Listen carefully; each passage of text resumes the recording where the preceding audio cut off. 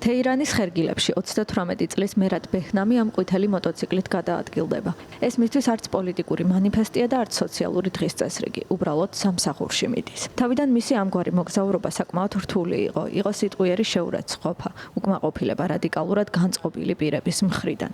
თუმცა დროთა განმავლობაში ყველაფერი იცვლება და ბეჰნამიც ამ ცვლილებების თვალსაჩინო სიმბოლოა. ხალხი მეუბნება, ბრავო, რა შესანიშნავია. ხშირად მესმის შეძახილები, მადლობა და ასე შემდეგ.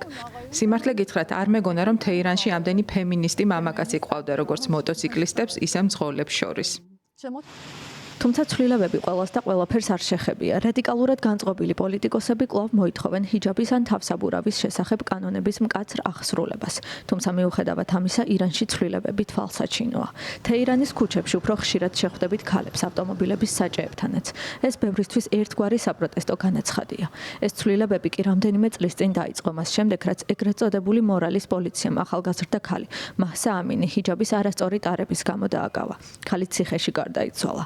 მალევე საპროტესტო დემონსტრაციებმა მთელი ირანი მოიცვა, ქალებმა მასობრივად დაწვეს თავსაბურავები და მეტი თავისუფლება მოითხოვეს. როგორც ჩანს, ამ ბრძოლას უკვალოდ არ ჩაუვლია. ამ მოვლენებიდან თითქმის 3 წლის თავზე ირანში აქტიურად საუბრობენ, რომ პრეზიდენტმა მაჰსუდ ფეზეშქიანმა შესაძლოა სამართლებრივი ნაბიჯებიც გადადგას, რათა ქალთა უფლებები მცირედით მაინც გაუმჯობესდეს. კანონი პირდაპირ არ ამბობს, რომ ქალებს არ უნდა მიეცეთ მოტოციკლის მართვის მოწმობა.